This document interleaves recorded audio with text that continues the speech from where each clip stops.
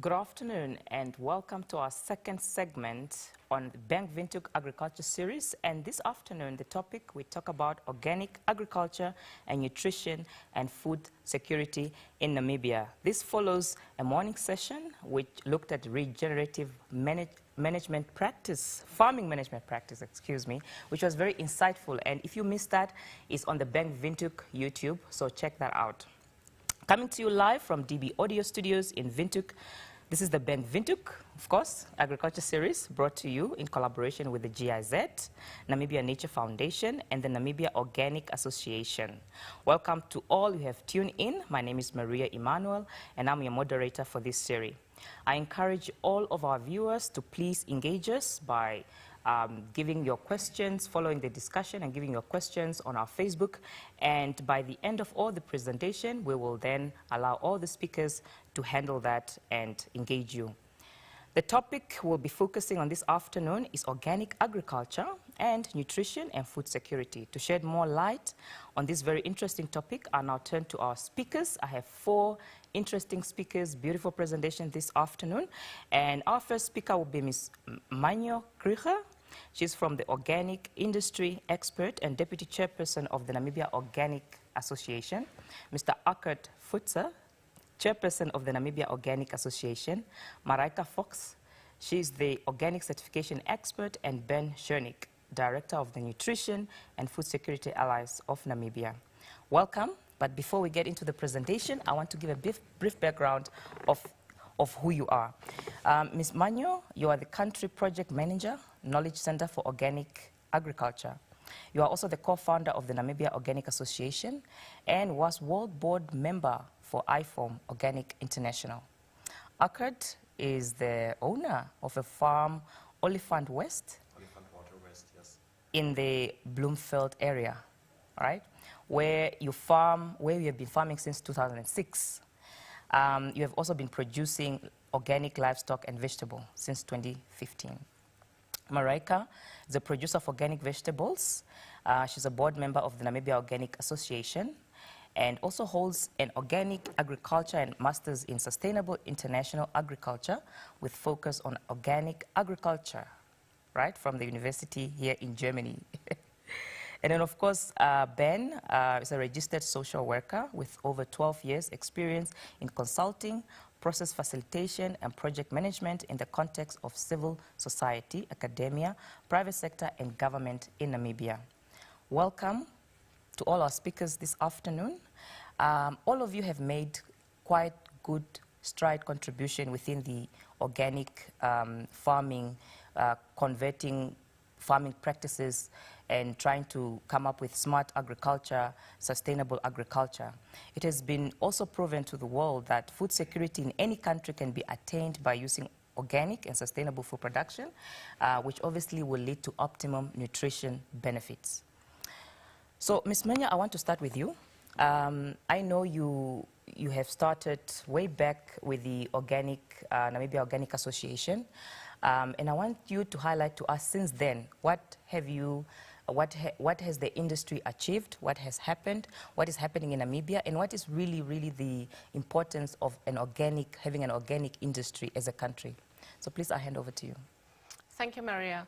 Yeah, I think we all know we are really going through a difficult time in agriculture due to the drought. And it's really a good time to re-look at how we produce our food, especially given the lack of natural resources here in Namibia. And we can also look at what products we are producing and for which markets we are producing. Because over the last 15 years, there's been really an international change in the demand for organic agriculture. Often we thought, no, it's just going to be a phase, but if you look at the growth statistics, it's really increasing all the time, and that is really a great opportunity that I want to share today. Because if we see that even in this difficult period, there's a lot of opportunities, and so if we look at the statistics that I can show you here, the demand for organic products increases all the time. At the moment, it's about 97 billion euro market. And the North American market is actually the biggest share. And if we look at the countries, basically, who are the people that are actually buying most of the organic products, we'll see United States, they have the biggest market share with about 40 million euro. And then all the other countries are European countries, so it's Germany, France, Italy, Canada, Switzerland, UK, Sweden, and Spain. And then we have China as well as a really big developing market at the moment. Now, what is interesting is to look at this growth that we see in all the markets and very, very prominent in the United States, where the demand for organic certified products are just growing all the time. Now, this is really an exciting graph if you talk to your bank manager and tell him you're going to start producing organically, because we know that the demand for food will always be there, but even for organics, it increases all the time. So if we look at the reason why, there must be a reason why this graph is just going up and up. And we find one of the biggest reasons is actually health, human health. People are really concerned about cancer-causing pesticide residues in the food. They really want to avoid any genetically modified organisms in the food. And antibiotics is actually quite a big issue in international production systems where antibiotics are used in factory farming or feedlots to maintain the health of the animals. And that is posing a big medical problem for us where people are actually getting resistant against antibiotics. And then growth hormones, that's also really an issue for consumers. So what consumers really need and what they want is actually nutritious, high-quality food, and that is produced ethically. And the taste is also useful. But also we see specifically in this COVID-19 situation, we need food that actually improve our immune system as well. And then, the health component is one big one. And then the other component, we see that there's a lot of people that are really concerned about animal welfare. So in organic agriculture, we only do free-range animal production. And the other component is nature and the environment. The impact on climate change is really making a difference in what people consume and where they buy their products from. They're concerned about the environmental pollutants all over around them, and we can see about the international decline in biodiversity is really a big issue. Just all the insects are just declining drastically just due to all the chemical inputs that we are using in agriculture. So these market drivers continues to increase the demand for organic agriculture, and that is then really an opportunity for us. So if you look at this slide, it talks about how many organic agricultural producers there are in the world. Well, when I started a number of years ago, I think I was one of the first 5, but now I'm part of millions. As you can see, there's about 2.8 million producers worldwide, out of which India's got the highest number of producers, and these are small-scale producers really producing for the local market and the export markets. So you can see that growth in the number of organic agricultural producers worldwide, and that really goes with a lot of support from governments and educational institutions that actually makes it possible for you to study organic agriculture. Now, if we look at the organic farmland, you can also see this steep incline. And so the world is 71.5, let's say 72 million hectares of organically certified land. And interesting, Australia, they've got 35 million. And I guess that would be really an indicator of the opportunity in certifying rangeland for organic livestock production. So the other countries with a lot of land available for organic agriculture is Argentina, China, Spain, Uruguay, France, the US, Italy, India, and also Germany. So these percentages are still quite small, but we see that the increase is really quite dramatic. So for Namibia, what does this mean? It means that there's this international demand for organic certified products, and there's a local demand for organic certified products. And it just increases all the time. So we can make use of this opportunity and produce for this market, which also happens to be good for the environment and the health. So one of the local opportunities, really, we need animal feed.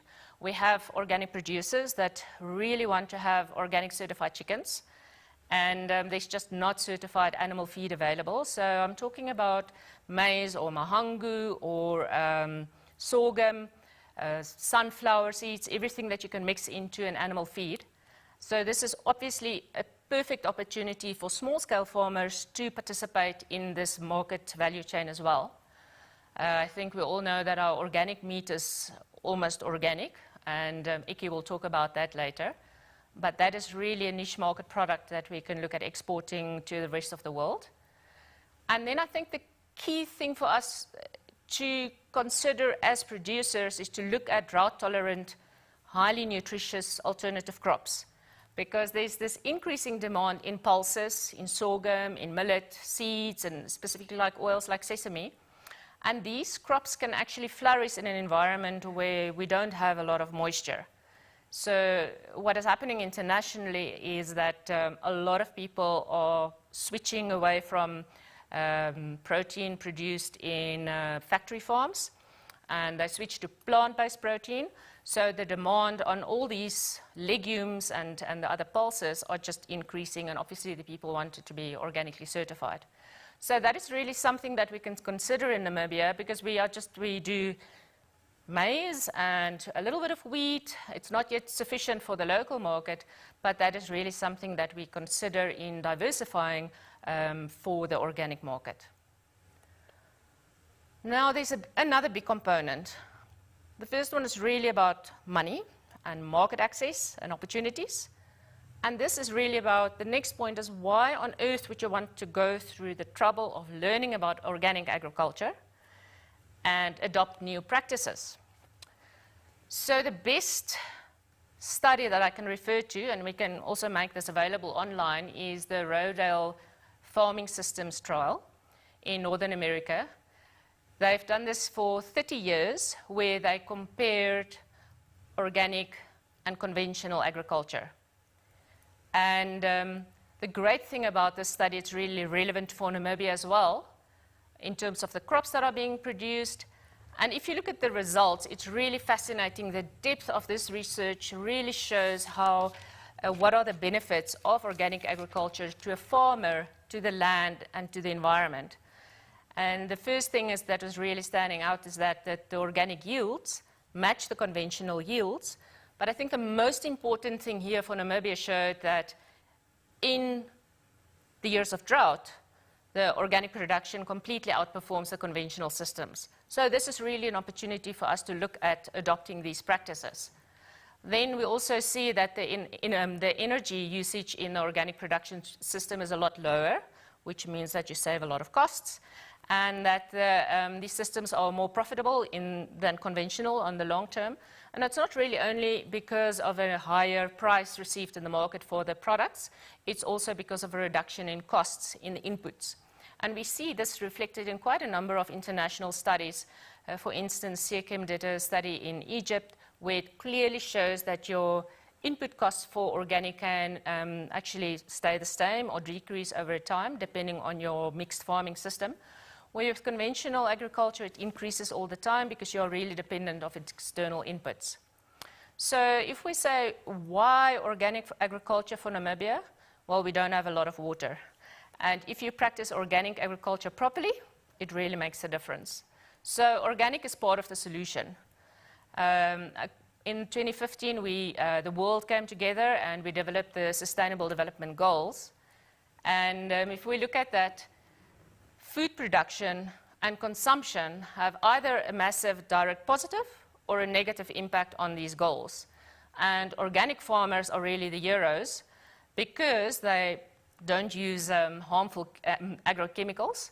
They don't damage the environment. So it's really supporting all these SDGs, which we want to achieve as the world. So our message is be part of the solution and support the SDGs.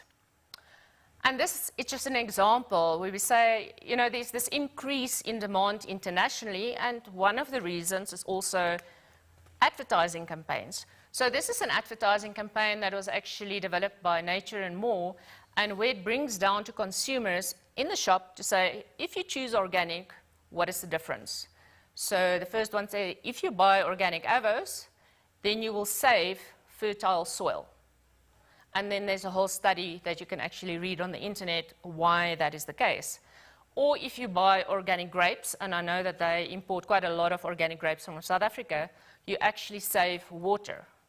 And also, if you buy organic pineapples, then you save so much amount of greenhouse gases in that balloon, if you can imagine that.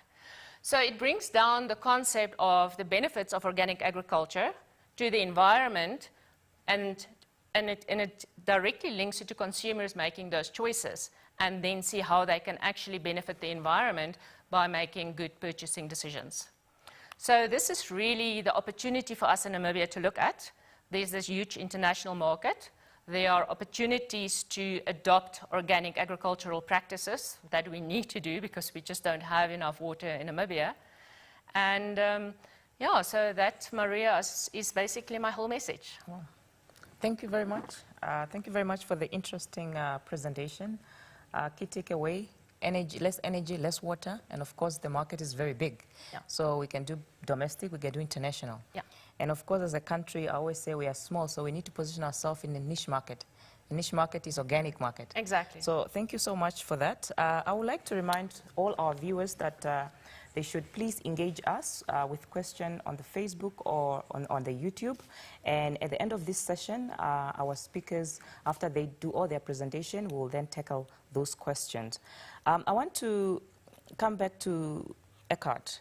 You are an organic producer, and of course, being the chairperson of the Namibia Organic Association, you can add great value to our discussion today. So maybe take us through how would one start about producing organic in Namibia? Thank you, Maria. My journey started about 5 years ago. There was an event in Okahandja where I actually met Manjo and was exposed to the organic idea. Always had an interest in ecology and how nature works, but I think that really started a learning curve and an experience that continues to this day. And looking at organic agriculture, we have to consider the 4 principles of organic agriculture. It's a principle of health, not just the health of us humans, but also of the animals that we farm with, or the health of the plants that we get our fruits from, for example. Ecology, organic agriculture is based on science. This is not a surrogate religion. This is science. We are learning about nature day by day, learning about the integrated microbiology that's happening within our soils and even within us humans or animals. Fairness, we need to be fair to the land, we need to be fair to the animals and the plants that we are working with, because if we're not fair to them, we will put our future at risk. And we need to care about the living things that we are working with and that actually provide us with our food. These principles are really the roots of organic agriculture and providing food security for the future. Organic agriculture is all about the soil. If you look at the soil, the first 20 centimeters for our bushes and trees, up to 10 meters, it's an amazing array of different kinds of microbiology that's happening down there. We have fungi, we have bacteria, we have yeasts down there. These things are working in interaction with the roots of the plants that actually provide food to us humans, but also provide food to our animals that we work with. The soil has to be high in organic matter. This helps with the water retention ability of our soil. When our rain falls, these are short events. Looking back at last year's rains that finally came, this water pours down 50 millimeters of rain at one time within a 3/4 of an hour. What happens with this? Much of it is evaporating. We've got hot air in Namibia, and much of it also runs away or it infiltrates our soil. But if we have good carbon-rich soil with a lot of organic matter, we actually create a spongy area in which plants can grow. And this spongy area retains moisture for a very long time, making our soils more drought resistant. So this living thing that is growing from the soil, the plants are actually the basis of growing good, healthy food. How do we build soil fertility? We have a good tool chest of options available, and they are scalable. You can do this at home in your garden. You can do this on your farm with your vegetable garden, which you produce fruit and vegetables for the markets. But we can also do it on cropland, where we produce some of the products that are required worldwide. So here's a couple of options. Green manuring with mixed plant varieties, including nitrogen-fixing crops. The pulses that Manjo was talking about are bean plants, legumes. They take the nitrogen from the air and put it back into the soil through an interaction with nitrogen-fixing bacteria. Then we have the option of agroforestry with nitrogen-fixing trees. Namibia is really rich with a lot of acacias. Acacias are tree legumes, so these plants are actually helping to fix nitrogen into our soils and make it available to the animals, but also to the grasses. We can use cover crops when we grow, let's say, maize or sorghum or millet. And with a good crop rotation system, you're actually continuously changing plants season after season, ensuring that there is not a leaching of the soil, taking away only the valuable parts of the soil, but actually putting back into the soil. And of course also mixing crops so the plants are interacting with each other and growing a really good environment in which plants can prosper. Tillage is one of the big problems. For 150 years, with a lot of diesel being spent at it, peoples have always tilled their land. And they're actually destroying the microbiology that's happening underneath our feet. So if farmers stop tilling, they will actually over time increase the productivity of their soils. In your home garden, what you can do, you can use compost or compost tea. Basically, a compost tea is you actually leach part of the liquids and give that back to your plants. Earthworms are a wonderful way of actually creating a better soil for your plants as well.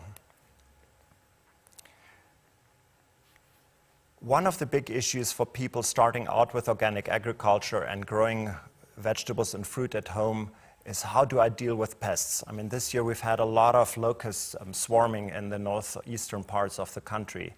This really seems to be a big problem at first. But this is just nature really trying to get back into a balance between what is too much and what there is not enough of. So when we look at these systems, we have to take a very holistic approach in order to ensure that we keep the health of the soil and the things that live off and in it in mind. We do have to grow our vegetables by being preventative.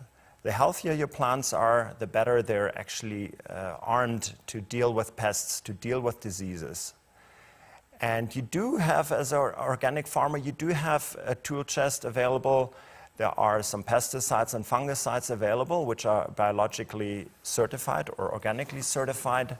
But I can tell you from my own experience, Many of these pesticides which I had to use in the beginning, where I felt I had to use some input in order to get things back into balance, I've slowly taken my hand away from this and stopped using them. As the soil is getting healthier, you don't have to use these inputs any longer. You can and have to work actually with predatory nematodes, for example, or predatory wasps. There are different types of insects. Not every insect is a bad thing, quite to the contrary. You can use things like pheromone traps, or use crops that are strong attractors to these harmful insects. So learn about the ecology in your garden and utilize what is available, provided by nature. We as farmers, have to stop looking for chemical approaches to these things and let nature take back control of the natural cycle of nutrients. I was a livestock farmer first. When I started my farm in 2006, I started with a herd of cattle from my father and my brother. And we have a real benefit here in Namibia that we've got wonderful genetics. We've got some local animal breeds, cattle breeds, but also sheep breeds that work very well with the local grasses, with the local bushes and trees. These animals are well adapted, and they are parasite resistant, and most importantly, they're fertile. Our animals need to be able to express their natural behavior. They are free-range animals, they have herd instincts, and we need to let them do their thing in a way. They want to be able to express their natural behavior. One of the big criticisms of people no longer wanting to consume meat is that the animal welfare is not being taken care of.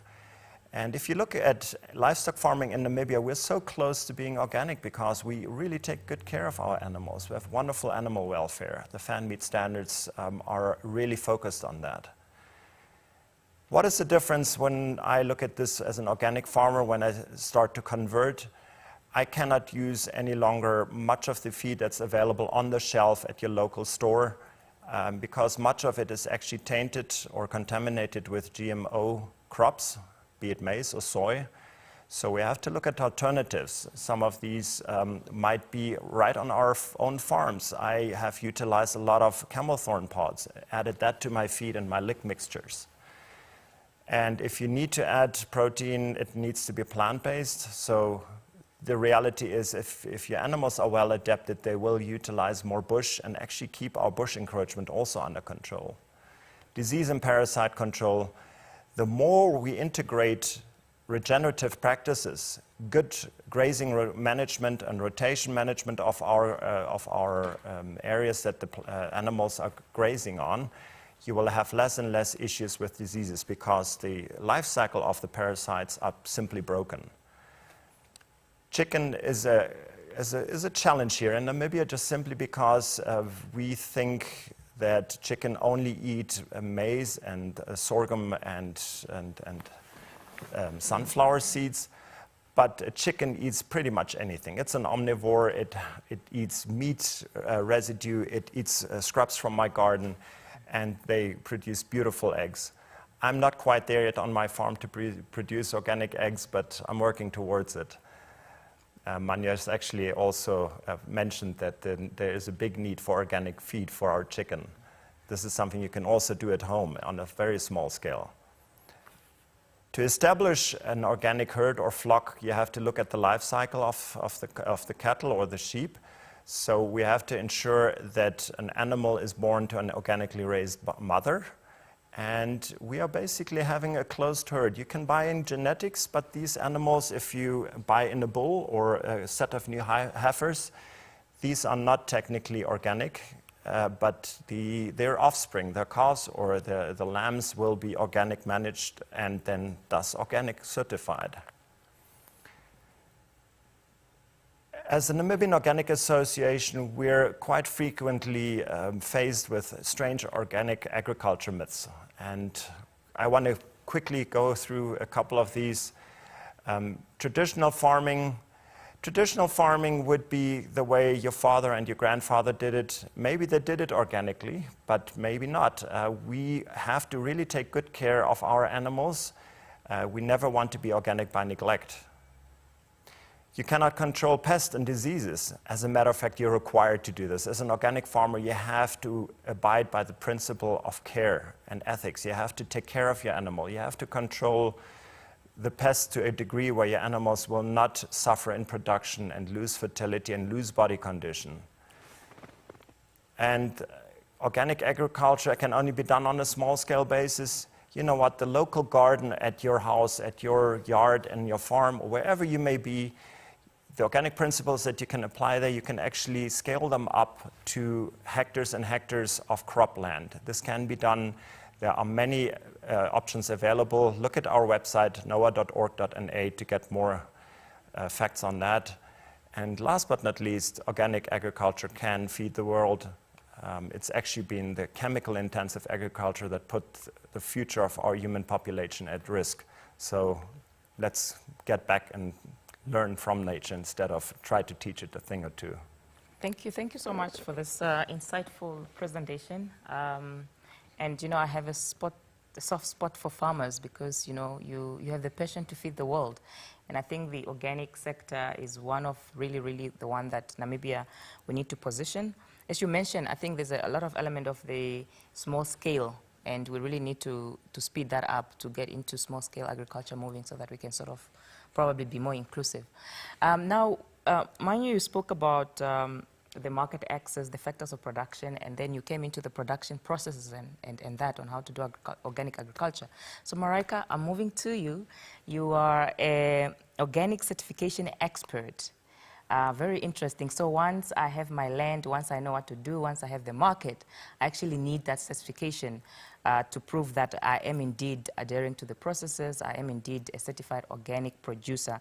Would you please take us through the process of how one knows it's organic, and what are the certification elements required to become an organic producer in Namibia or in the world or in Africa in general? To what extent? Please, I hand over to you. Thank you very much, Maria. So I will talk about how do you know something is organic if you buy a product in the shop, and how can you become an organic producer, that it's verified that you're producing organic products, and then you can also use the organic claim to sell your products. So if you're in the shop and you look for an organic product, look for the certification marks. So here you see the one on the left-hand side is for the local market. It's the Namibian Organic Verified logo that is verified by the Namibian Organic Association. And then you also have international logos from international certification. The most prominent ones are the ones seen here. The green leaf is the EU standard. The jazz is from Japan, and USDA is from the United States of America. So these products, or products with these labels, are also sold in Namibia and would carry these marks, and that gives credibility to the organic claim. So why do we need certification? There are lots of products claiming to be organic if the word is not protected in that specific country, which is not the case in Namibia. And if you see a product in the shops saying organic, there's no verification that this is actually true. And the certification gives the credibility to that claim. So for example, there are several chicken products in Namibia, eggs or chicken meat, that claim to be organic, but then when you approach the producer and ask them why they think their product is organic, they say, yes, the chickens, they are ranging freely or have a very big yard, so that's organic production. But what they eat is actually just the normal feed from the store, which is definitely conventional and not organic, and as it mostly contains maize, the risk of genetically modified organisms is also very high. And some of these residues might end up in the product, so the consumer is expecting to buy a healthy product. Maybe they even have health issues and want to focus on organic production, but they still take in these residues. So if a product is carrying a certification mark, then that organic claim has credibility. And here, so on the last slide, you saw the Namibian logo and then the international standards. And here you see some examples of private standards, which are basically on top of the international standards with some more specific and more strict criteria, and then also some certifier marks that would ensure that the standards are adhered to. So there are different standards, as already mentioned, but all of these are based on the principles that Eckhart already mentioned of the principle of health, ecology, fairness, and care. In organic production, only a defined amount of inputs may be used, so it's not agrochemicals, but as Eckhart also mentioned, there's a variety of products that may be used.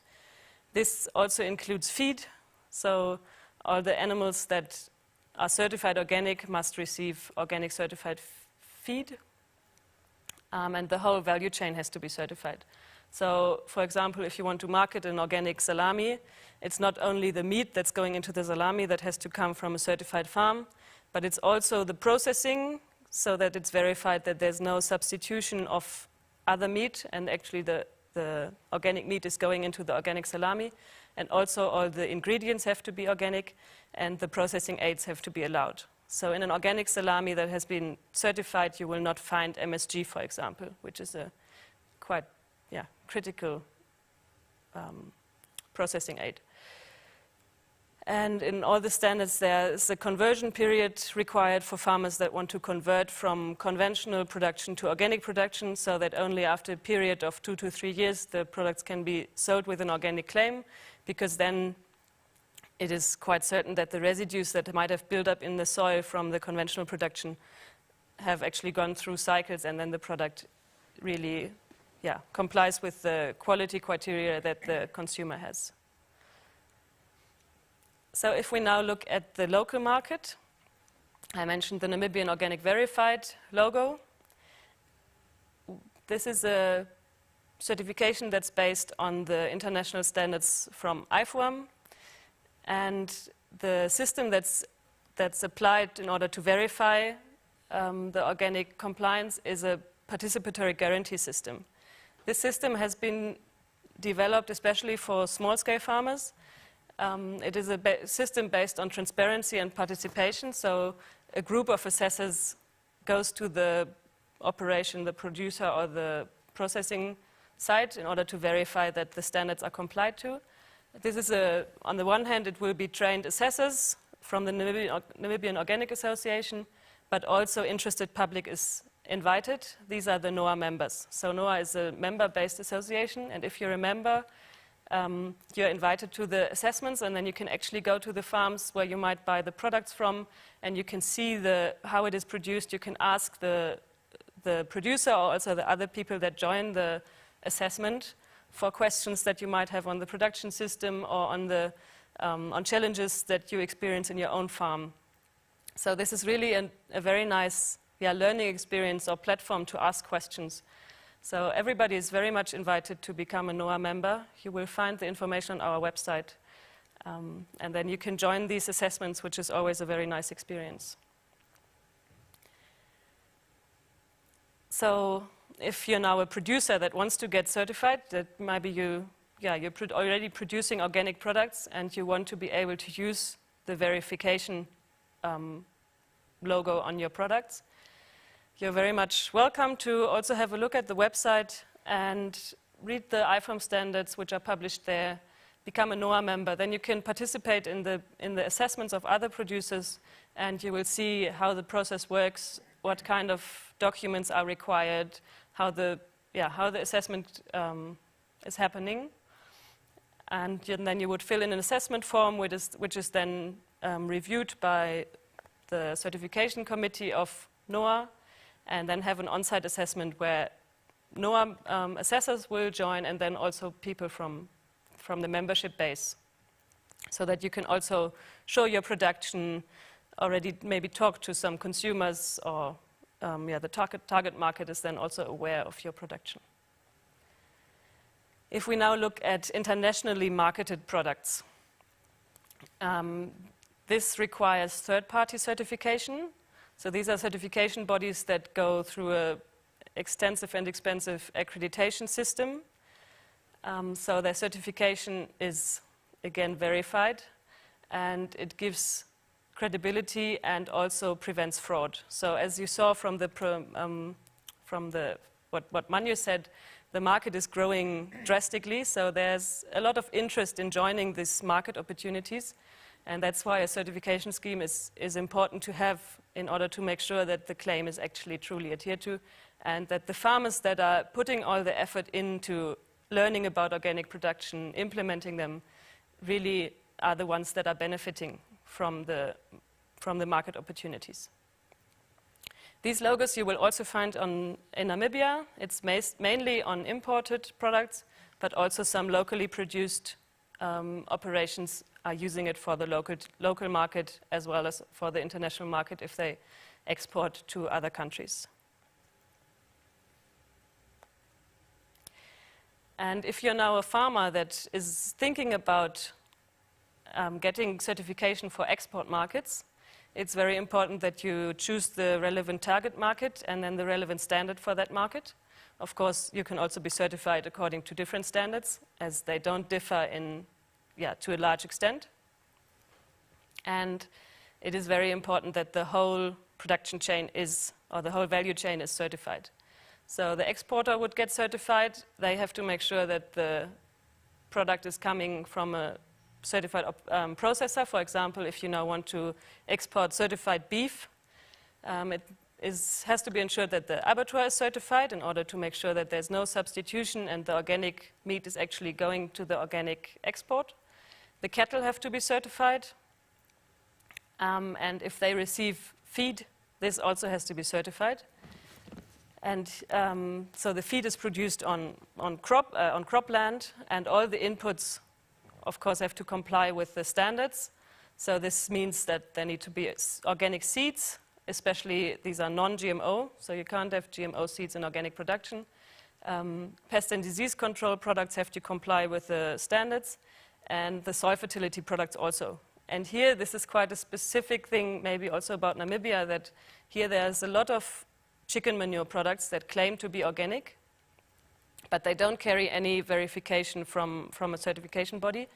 And it has been found in several studies that a lot of chicken manure is containing glyphosate residues, which is the active ingredient of Roundup, for example. So with applying these products that claim to be organic, but they haven't been tested, they haven't been verified, you are at risk of applying glyphosate to your fields, which can, on the one hand side, has been proven in studies that it can decrease the yield, that it really has an effect that the plants don't grow as well, but it also gives the risk of that your products lose their organic status, even if you didn't know that you're applying this residue. So it really is a risk if somebody is claiming the organic status without verification of it. Yeah. So now I will finish. Thank you so much for your presentation. To our audience members tune in, I trust you took note of the organic certification process and what you need to become certified. And I hope my boss is also tuning in because she has a keen interest in becoming an organic farmer like many other farmers in Namibia. Ladies and gentlemen, we are now moving to our next speaker, Ben, and we want to now look at the food security and nutrition. This obviously is a topic that is very critical, especially when it comes to Namibia, when it comes to the global community. We talk about food security. So now in Namibia, there has been increased effort to raise awareness on the importance of nutrition as well as food security, especially at the household level. From your perspective, Ben, would you please give us an overview of nutrition and food security landscape in Namibia, and how is that looking, and what do we aim to achieve? And yeah, just take it. Sure. Thanks, Maria. So we spoke a lot about how food is being produced and so forth. So now it comes more to the human aspect of what does that food actually do to us in terms of the nutritional value. And that is why we talk about food and nutrition security.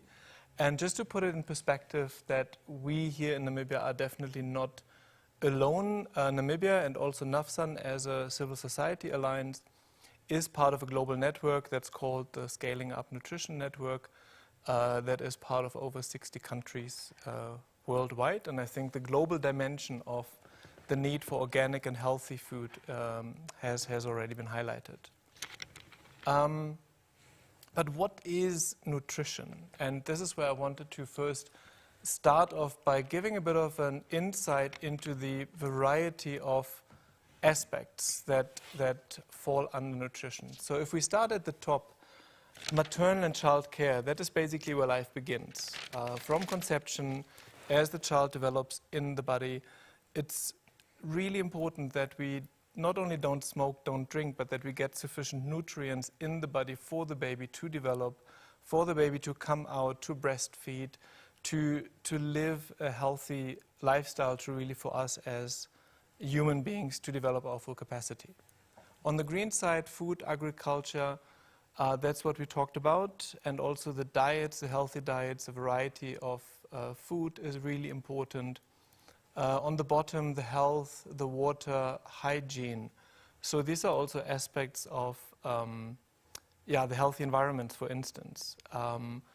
If you live in an area where you can't keep your food safe from certain contamination or dirt and stuff, then you develop diarrhea, and then you cannot take in as much healthy food as you would want to. The same for clean water as well.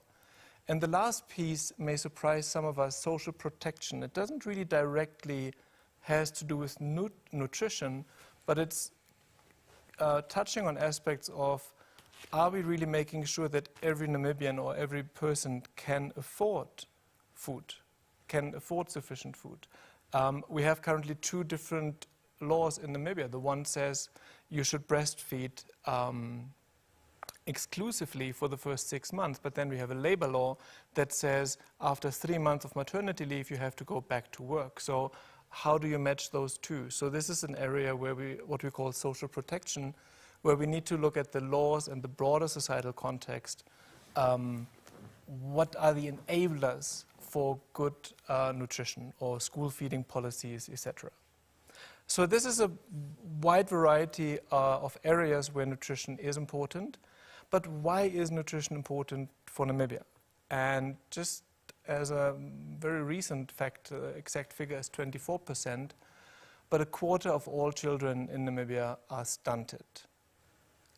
Stunted, what does it exactly mean? It was a new word for me 2 years ago as well. Some people think it just means you're shorter than you're supposed to be, and that is in a way true, but it's much more.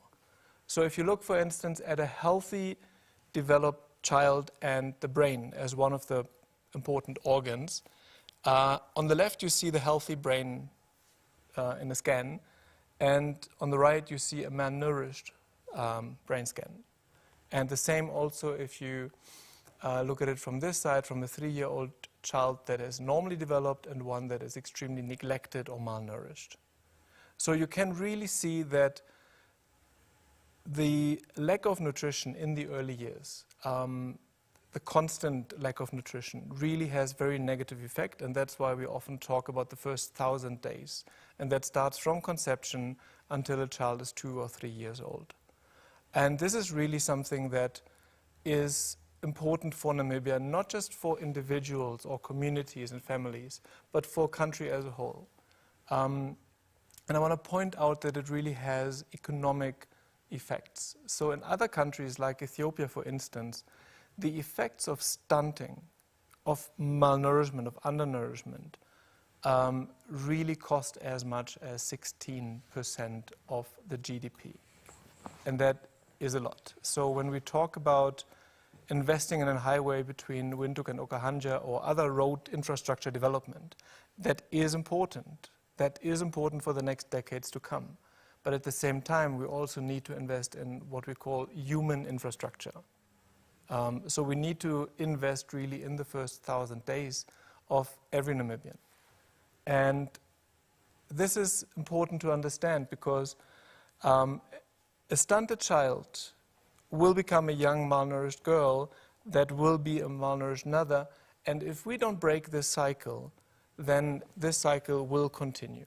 So if you are stunted in your lifetime, there's no way you can really get out of it If you're wasted, meaning you have for a certain period of time you don't have enough food, then you can nourish yourself again. But if you're completely stunted, you in your lifetime cannot overcome that. But for the next generation, you can overcome that. And that is really important for us to understand so that we really break that cycle. Which brings me to one of the most organic things you can do to your child, and that is to really exclusively breastfeed. And exclusively means nothing else but breast milk. In the first 6 months, half a year of your child's life, is to really give the child the best food and nutrition you can offer, and that is really breast milk.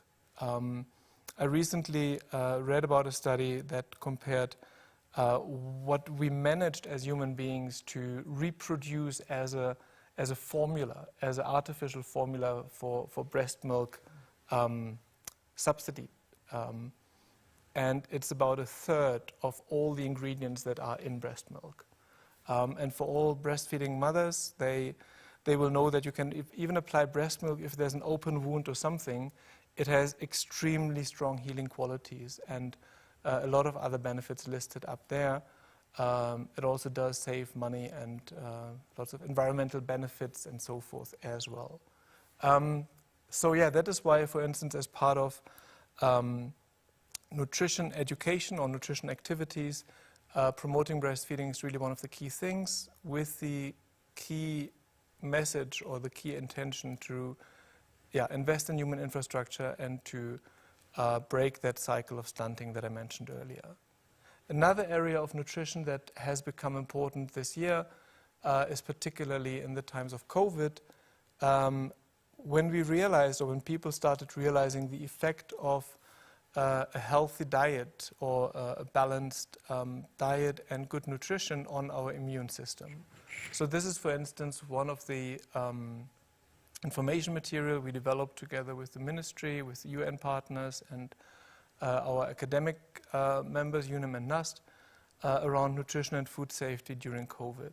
So it touches on a variety of different aspects that I mentioned, and it really, at the core of it, is a healthy diet. And colleagues before you mentioned that there are so many chemicals and other negative things in the normal food we eat in the supermarket. So there's really much more nutritional value in organic food, and that's why I'm really glad to be part of this conversation here. So more information like these flyers, for instance, you find them in 11 other Namibian languages translated on our website, freely accessible to download them as posters and as flyers as well.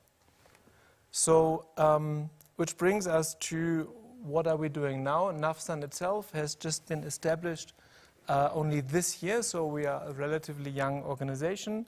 And thanks to the support of the German government and GIZ, we are able to invest a lot in our own organizational development as an alliance.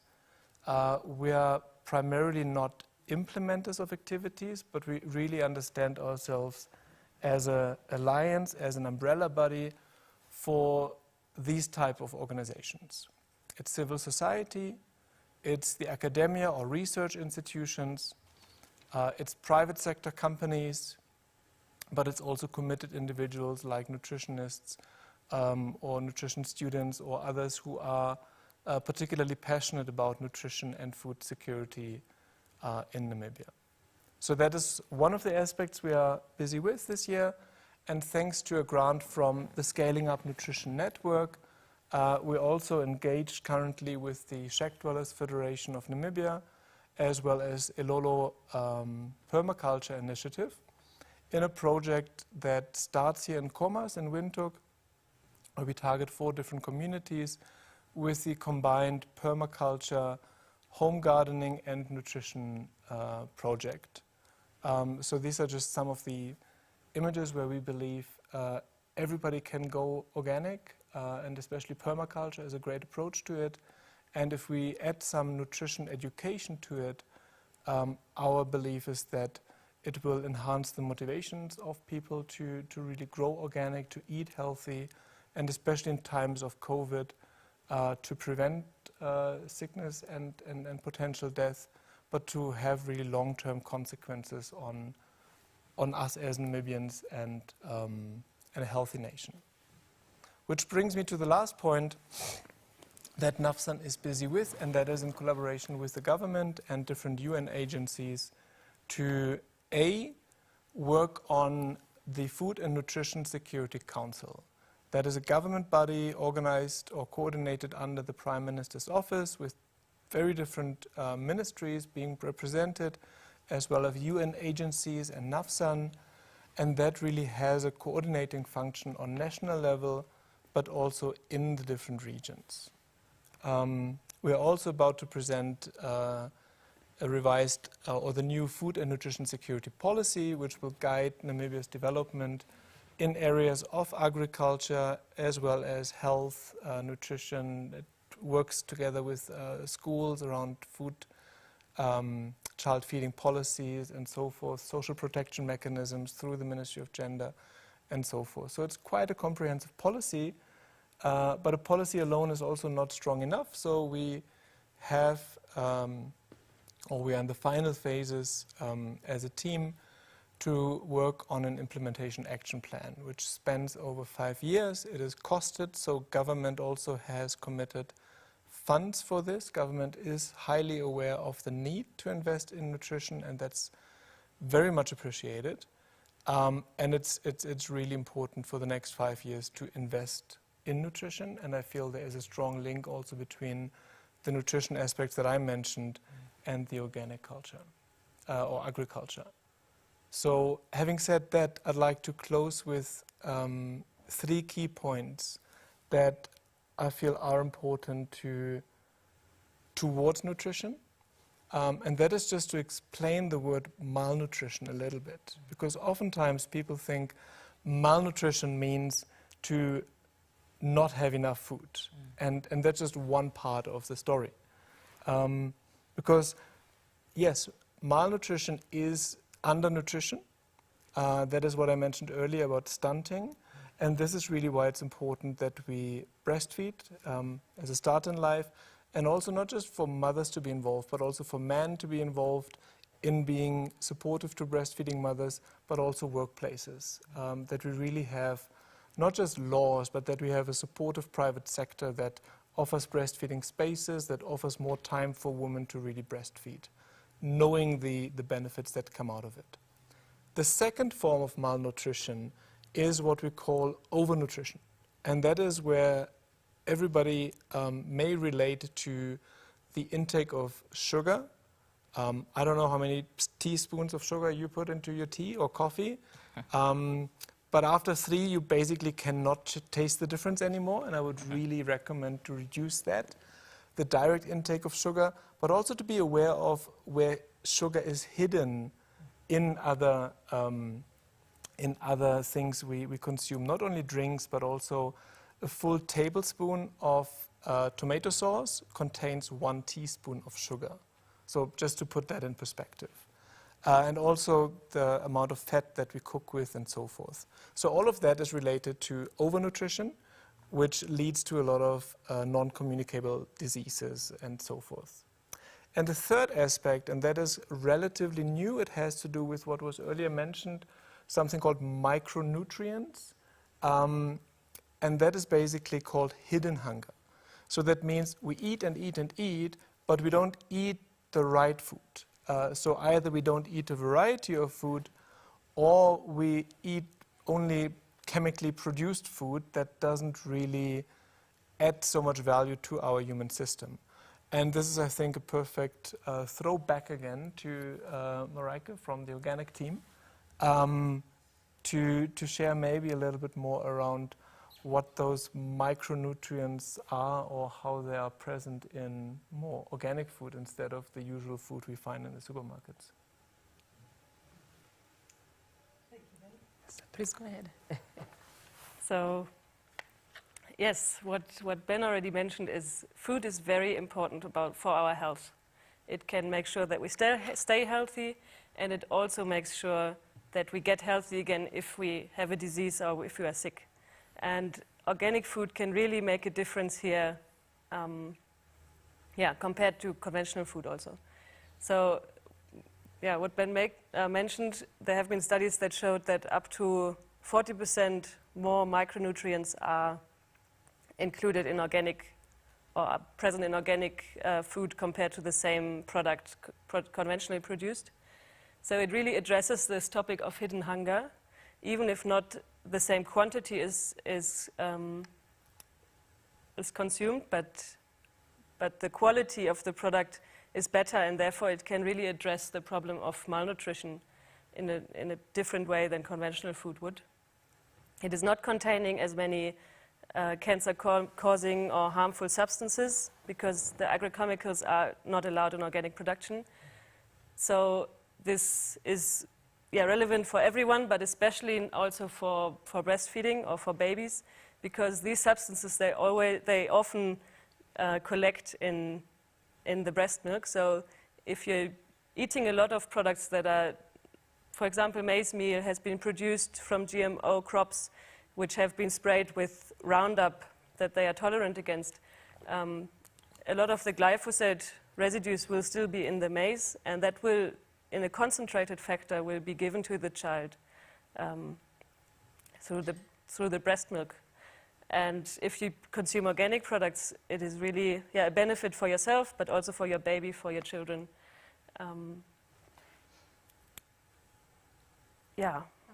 So if you now think about what can I do in order to be able to consume more organic products, in order to make use of this information that you got today.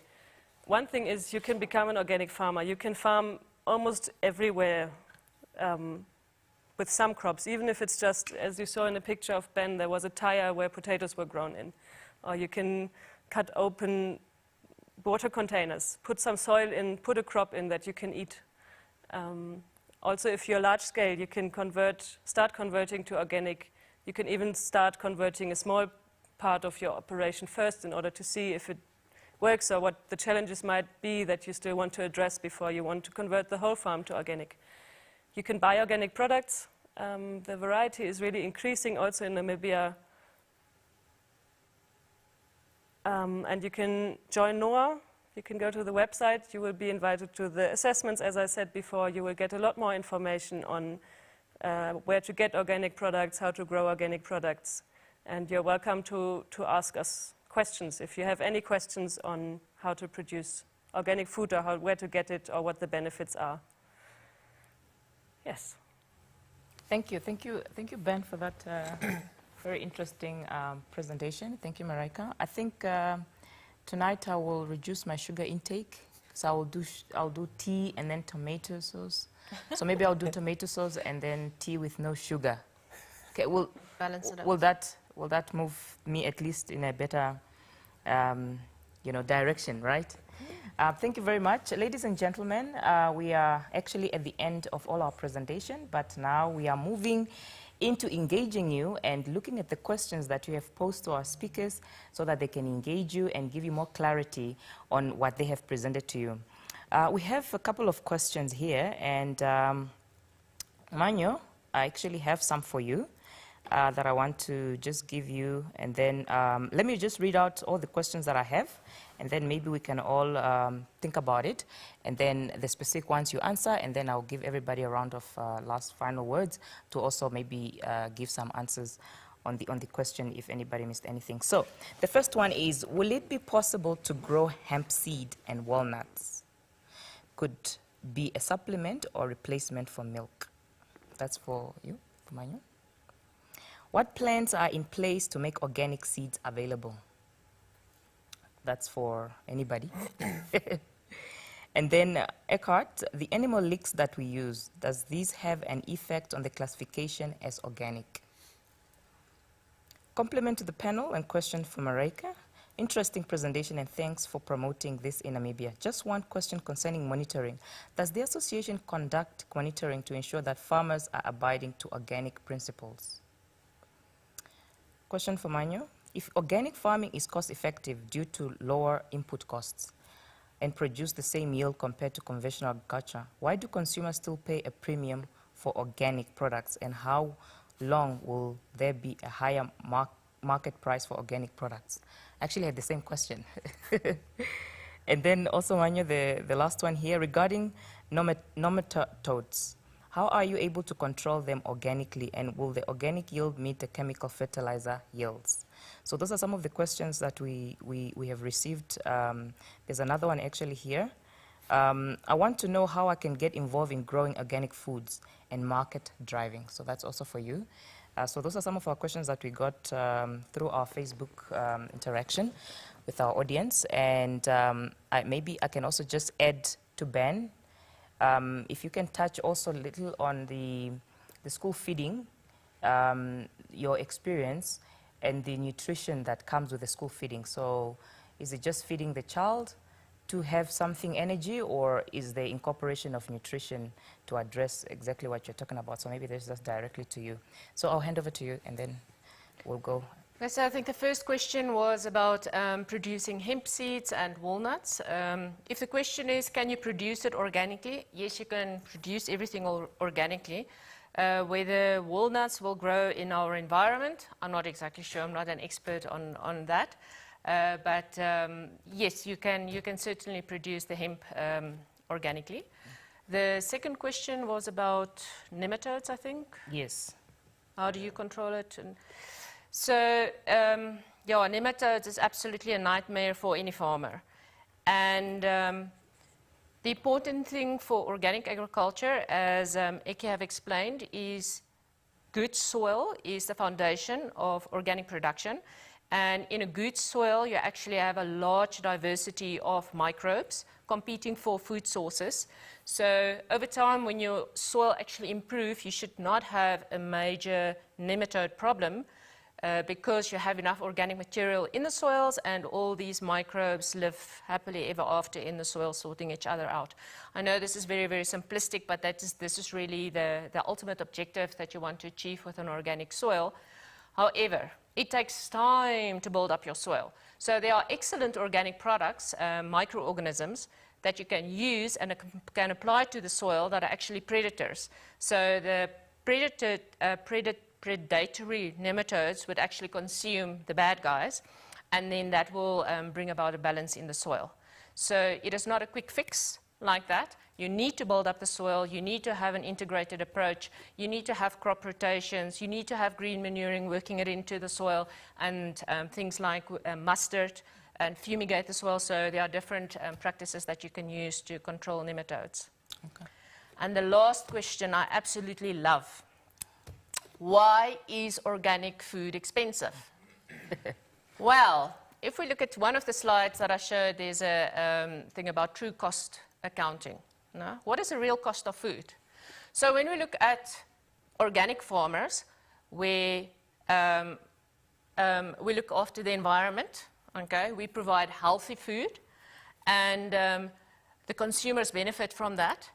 And we also look at conserving the natural sources, increasing biodiversity, etc. Okay, so this is everything that we do in any case as an organic farmer.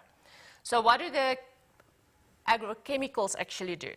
If you look at the European situation at the moment, you can hardly get anywhere water that are not containing fertilizer residues or chemical residues. So the contamination takes place. The biodiversity is just hardly exists anymore. So there's a lot of environmental damage taking place and impact on our health. There are so many studies showing the impact of these cancer-causing agrochemicals, but we pay with that on our medical aid. That's separate. You know, we have this thing that's like, okay, vitamins, we get in a bottle. Yeah. Food must be as cheap as possible, but it's okay. Vitamins, the more expensive it is, the better it is. Yeah. And then also medical bill, yeah, we accept that's always expensive, so, but we don't want to invest in quality food. So my question is organic food expensive, or shouldn't the chemical food actually be a lot more expensive if you look at all the environmental and health damages it causes? So that is the one argument. The other argument is, let's say, like over time, it takes really a lot of investment for an organic farmer to build up the soil. Once you've built up your soil, then your inputs will be a lot less and your effort in that. And if you have a mixed farming system with animals and crops, it's a lot easier to achieve that, but it takes time. It's not like organically like this, after a month or so. So during that period, it is certainly more expensive to produce organic because you have to invest in the environment. However, then later it becomes less. And then there's also the third component about supply and demand. People want organic food, they are prepared to pay for it. You can often see on Saturday mornings on the organic bio market, when the organic strawberries are there, it's really interesting to see the fight about that, who's grabbing the first organic strawberries, because people know that the other strawberries are really a lot of fungicides and things like that. So organic strawberries, it's not even a matter of price, it's about who gets the first thing. So, the more there is available, it will also have an effect on the prices. But I hope that answers the question. Yeah. And also, just to the audience, there's on Nature and More is an excellent study about the true cost of food and how that has actually influenced the EU in re-looking at agricultural subsidies, because the cost of removing pesticide and fertilizer residues out of the environment is really expensive. So they decided, no, let's rather motivate producers to go organic or look at the biodiversity, because it'll cost a lot less than removing all the chemicals out of the environment. Thank you. And I think just the last one that you should look at is what plans are in place to make organic seeds available? Oh, I'll leave that for Mareike. Awesome. Yeah, she's the input expert. Okay, let's go to Eckhart. Yes, that question about the licks is really one of the integral issues that I had to deal with as I converted my livestock keeping to organic. And we need to provide the necessary trace elements and micronutrients to our animals to perform. And we usually do that over the licks. So licks usually contain one of the following things. One of them is salt, rock salt in some form or manner, or rough salt. So that is allowed as a part of your lick. Then the second thing that Namibian farmers love to use in the dry period of the year during the winter would be urea, or non-protein nitrogen. That is a synthetic chemical that is not allowed in organic agriculture. The animals are usually dealing with it quite well if you remove it. Yes, you may have a little less growth in the dry period, but if you work with adapted animals, it is no longer an issue. My animals are in good body condition right now. They are not suffering. They're still fertile, so you will not have a decrease. But it takes time, and you have to work with adapted breeds. Then another part is usually how to add energy to your lick mixtures. So up to 20% for the Namibian organic standard, up to 20% of the lick or feed that we give to our animals is allowed to be conventional, as we say, or let's say it's non-organic. For the international standards, there are other rules, but for Namibian organic, up to 20% are allowed if they're produced non-organic. However, they may not be genetically modified organisms. So no GMO is allowed whatsoever when I produce livestock organically. And that is pretty much it, I think. I mean, a lot of farmers, this is one of these things that I sometimes laugh about, our weekend farmers. On Friday, they really are hurting to get back to the farm, and they have a really bad conscience. And so they go to the store and load up their Land Cruisers with a lot of feed. They have a lot of pallets in there and take them back to the farm so they can treat their animals for being away from their loving owner for 5 days. The reality is your animals probably will prosper better if you let them feed what's on the farm. They get used to it. The microbiology in their rumen actually adapts quite well to what is available. Your animals will actually really prosper when they start using bush. The root system of a bush, for example, has access to nutrients that are not available in grass plants. So our cattle and sheep are really able to utilize what's growing on Namibian soils. Yeah. Utilize it, and you will be well off.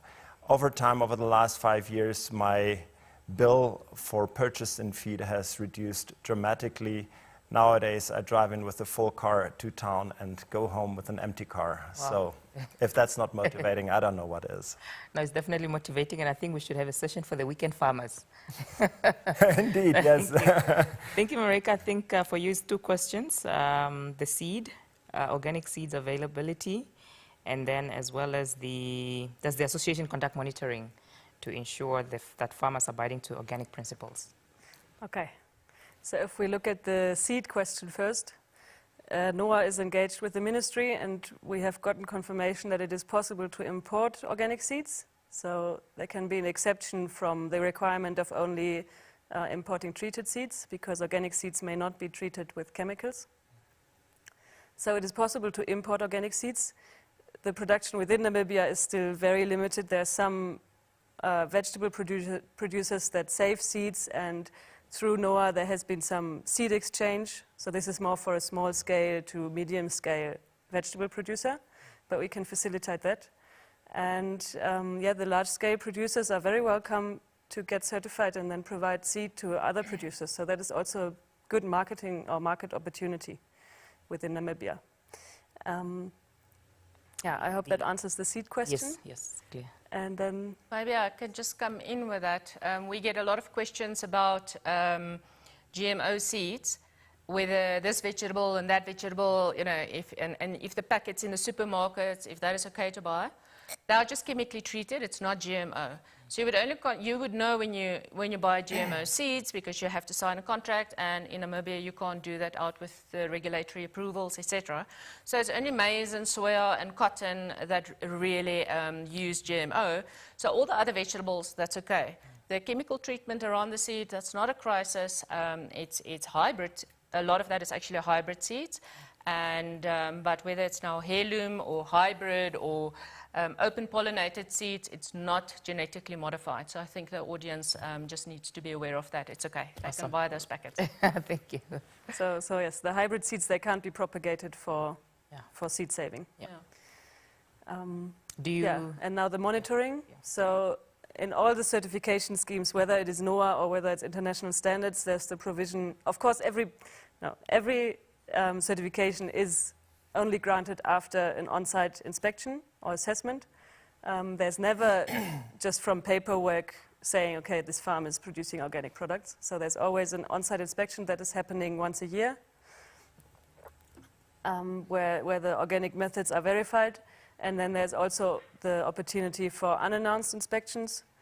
So this is mainly risk-based. If there's a farm where it's seen during the annual inspection that there might be a risk that prohibited inputs are used or that the rules are not really complied to, then unannounced inspections are carried out where the assessor from NOAA or an international inspector would come to the farm, just rocks up and says, okay, I would like to check this and this point, and I would like to visit this and this building in order to see is there any inputs stored that are not allowed, or whatever the question is where the risk is based around.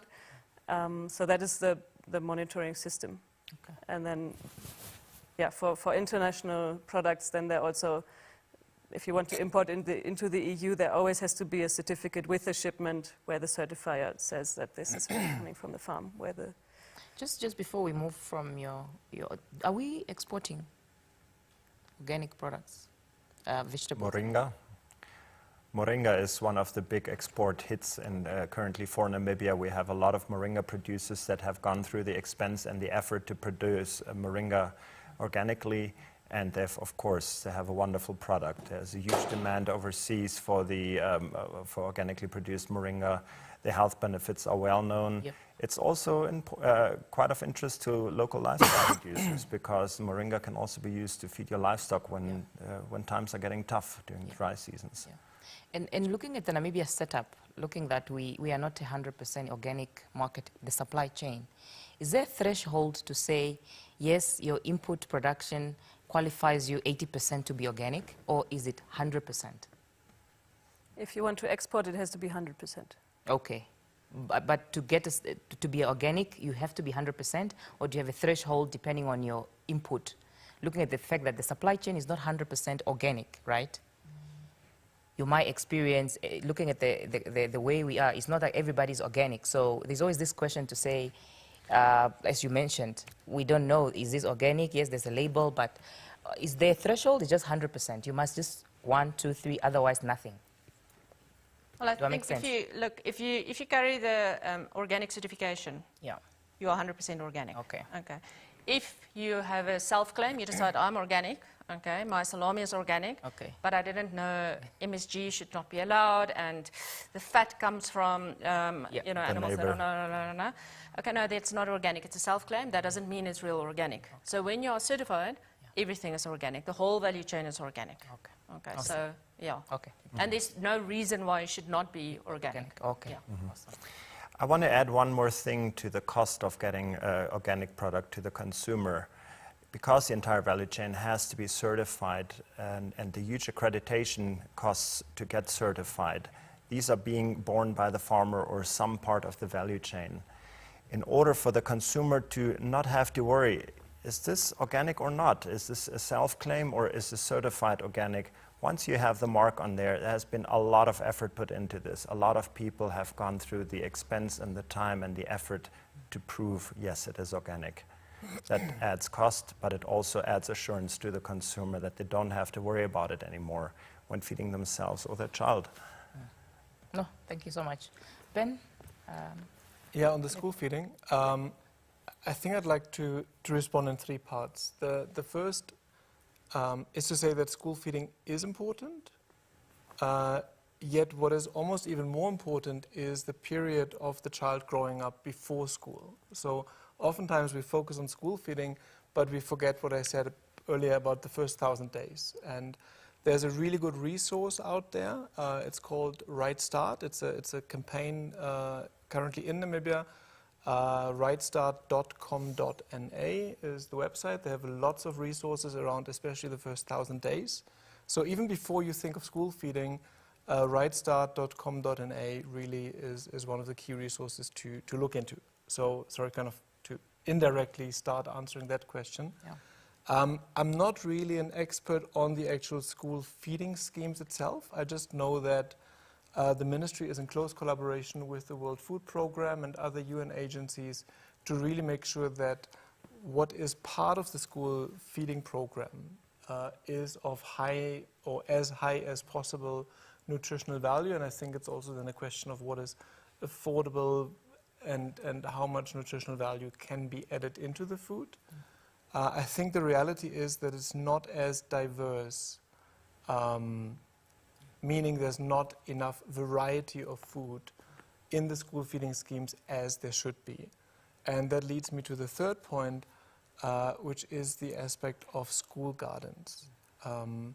And I mentioned earlier that we are currently, or the Namibian government with its partners, it's finalizing the food and nutrition security policy.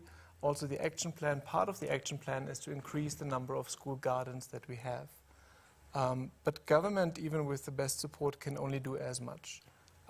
It really needs the whole community, parents, teachers, kids, like a whole school community to be involved, to have ownership of the school gardens, and even during the school holidays to have parents or other community members to really have that ownership of the garden. So there is no one fixes all solution, but I feel and this is where communities really have to come together and where civil society plays a big role to really make sure that we use the opportunities we have to really make sure that we're all healthy and well.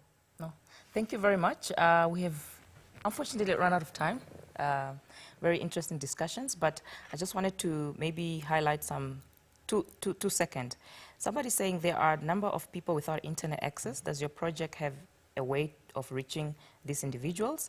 And then the final one, which we really don't need to get into, maybe just acknowledge, is why should we import seed while we have traditional methods of saving seeds? Why don't we capacitate these individuals to save more seeds and certify them as seeds producers? So maybe think about that, and then we could look at how we can incorporate that.